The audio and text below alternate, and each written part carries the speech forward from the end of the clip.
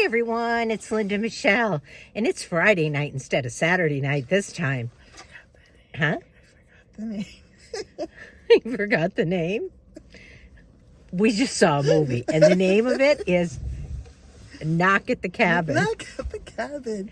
Yeah, because she forgot the name. I know. I got it wrong before, and I couldn't remember. So tell us about it, Michelle. Well, it was a very suspenseful movie. I thought I wasn't sure it was going to be my kind of movie because there might be some violence in it, and there was some violence in it. Not the kind I was able to handle it okay though. Just covered my eyes a few times. But it was very suspenseful. It kept you on the edge of your seat trying to figure out exactly how it was going to proceed. But it was basically, I guess, about, what would they're trying to prevent the apocalypse was what? Trying to prevent the apocalypse. To prevent it. So...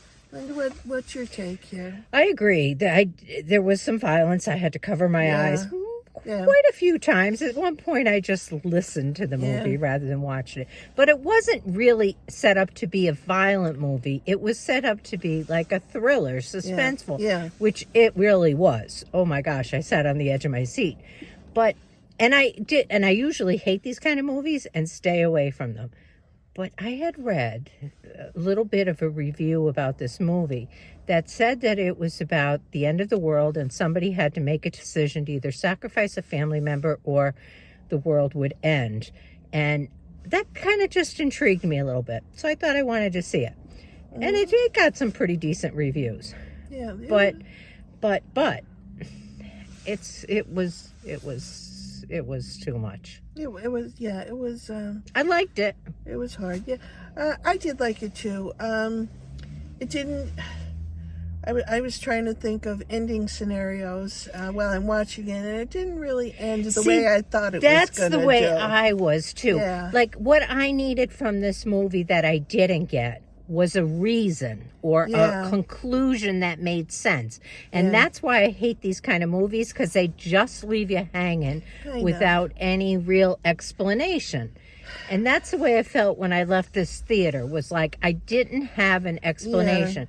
But I did like the movie. Yeah, and I guess underneath some of the dialogue, towards the end, there was somewhat of an explanation, but not enough. There was meaning. Yeah, there not just enough. wasn't an explanation for what was taking place. Yeah, not enough to really, see it through it. But again, it was a good movie, and I don't know what I want to give it. What do you? I'm going to give it. I struggled with that walking out of the theater too. Would I give it a 7 or an 8?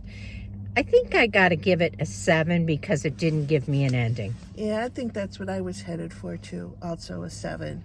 This one, If you like thrillers, like suspenseful movies, that leave you like really wondering, this is a good movie to see.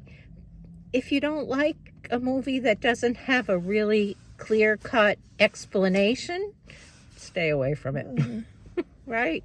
Yeah, kind of. Yeah. And it's not so violent that you can't see it, but there were children in the theater, and there should not be children in the theater for this one. Yeah. And again, sometimes when we see these kind of movies, we take it home with us and we think about it.